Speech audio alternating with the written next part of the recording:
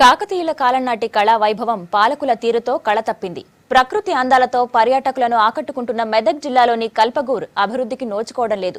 Tourism spot గా సర్కారు గుర్తించిన డెవలప్మెంట్ కు మాత్రం నిధులు రావడం లేదు. కనీస సౌకర్యాలు కూడా కల్పించకపోవడంతో ఇబ్బందులు పడుతున్నారు టూరిస్టులు. ఇది మెదక్ జిల్లా కల్పగూర్. ప్రకృతి సంపద, మంజీరా నది, పురాతన ఆలయాలు, మొసళ్ల సంరక్షణ కేంద్రం, విదేశీ పక్షుల రాగాలతో సందడిగా ఉండే ఈ ప్రాంతం పర్యాటకులను ఆకర్షిస్తోంది. ఏటేటా టూరిస్టుల సంఖ్య పెరగడంతో ప్రభుత్వం దీనిని గ్రామీణ పర్యాటక ప్రాంతంగా ప్రకటించింది.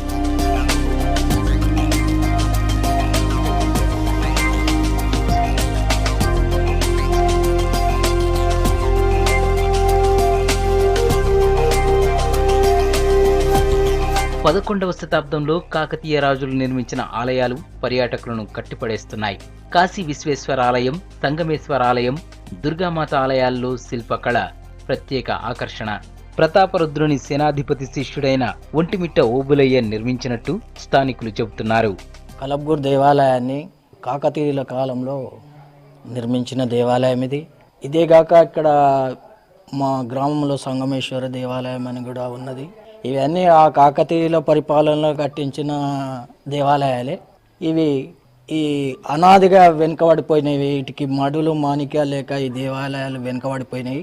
ప్రస్తుతం మన ప్రభుత్వం వారు దీన్ని ఆ దేవాదాయ శాఖ కిందకి తీసుకొని పర్యాటక కేంద్రం కిందకి తీసుకొని మన కలెక్టర్ గారు, మన ఎమ్మెల్యే గారు వీళ్ళందరూ తీసుకొని దీని అభివృద్ధి కొరకు కృషి చేస్తున్నారు. ఆలయాల్లో కాకతీయుల శిల్పకళను చూసేందుకు పర్యాటకులు మన రాష్ట్రం నుంచే కాకుండా ఇతర ప్రాంతాల నుంచి వస్తున్నారు. అయితే వీటిని పాలకులు పట్టించుకోకపోవడంతో నందీశ్వరుడు, అనంత పద్మనాభస్వామి ఆలయంలోని శిల్ప సంపద, ఆలయ విశిష్టత కాలగర్భంలో కలిసిపోయే ప్రమాదం ఉందంటున్నారు స్థానికులు. టూరిస్టులకు వసతులు ఉంటేనే జర ఆలయకు కళ వస్తుంది కాబట్టి ఆలయానికి వసతి ఏర్పాటు చేస్తే చాలా బాగుంటుంది. రాను రాను అభివృద్ధి జరుగుతుంటే గ్రామం కూడా అభివృద్ధి పడుతుంది. పక్కనే మాంజరా బ్యారేజ్ ఉన్నది. ఆలయాలు గ్రామం లోపల చాలా ఉన్నాయి. పురాతనమైన దేవాలయం ఇంతకుముందు తాలూకాగా పరిగణించి తర్వాత శిథిలాశలై ఇప్పుడు ఆలయం సమిష్టి వ్యవహారాల వల్ల ఆలయం చాలా అభివృద్ధి చెందింది. ఇంకా ఆలయంని అభివృద్ధి పరిస్తే మన గ్రామం ప్రజలు సంతోషిస్తారు, మేము కూడా సంతోషిస్తాము. దేవుని కృప అందరికీ వర్ధిస్తున్నాము. పర్యాటక ప్రకటించిన సంధి జనాలు ఎక్కువ వస్తున్నారు. అదే ఇప్పుడు కలెక్టర్ గారు మొన్న వచ్చిన సంధి బతుకమ్మ కార్యక్రమం అయింది ఇక్కడ. అప్పటి నుంచి జనాలు బాగానే వస్తుంటారు. ఇప్పుడు మొన్న సండే గిట్ట బాగానే వచ్చారు, మండే వచ్చారు. ఇంకా వాళ్ళకి అభివృద్ధి చేస్తే మంచిగా ఉంటుంది. ఏమన్నా ఇప్పుడు మనకు ఏమైనా ఫండ్స్ చేసి ఇక్కడ ఊళ్ళో ఏమన్నా వాళ్ళ విజిటర్స్కి వచ్చిన వాళ్ళకు మంచిగా ఆదరణ అది ఉంటే వాళ్ళు ఎక్కువ వస్తూ ఉంటారు. దానికి తగ్గట్టు గుడి ఉన్నది, మంచిగా పెద్ద గుడి వస్తే మంచిగా ఉంటుంది. ఇక్కడి పర్యాటకులను ఆకర్షిస్తున్న మరో ప్లేస్ మంజీరా నది డ్యాం. నది అందాలు పడవలో ప్రయాణిస్తూ చూస్తుంటే ఆ అనుభూతే వేరు. విదేశీ పక్షులు, మొసళ్ల సంరక్షణ కేంద్రం పర్యాటకులను ఆకర్షిస్తున్నాయంటున్నారు. సంగారెడ్డి మండలంలోని కల్పగూర్ గ్రామాన్ని పర్యాటక కేంద్రంగా ఎంచుకున్నారు. సో ఇది మా పీరియడ్లో ఎంచుకోవడం నాకెంతో అదృష్టకరంగా భావిస్తున్నాను.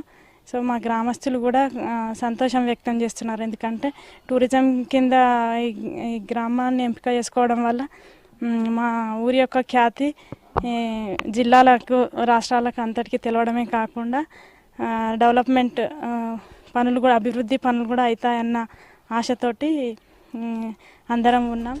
ఎంతో మంది పర్యాటకులను ఆకర్షిస్తున్న కల్పగూర్ ప్రాంతాన్ని పర్యాటక ప్రాంతంగా గుర్తించిన ప్రభుత్వం నిధులు విడుదల చేయడంలో నిర్లక్ష్యంగా వ్యవహరిస్తోందని ఆవేదన వ్యక్తం చేస్తున్నారు గ్రామస్తులు.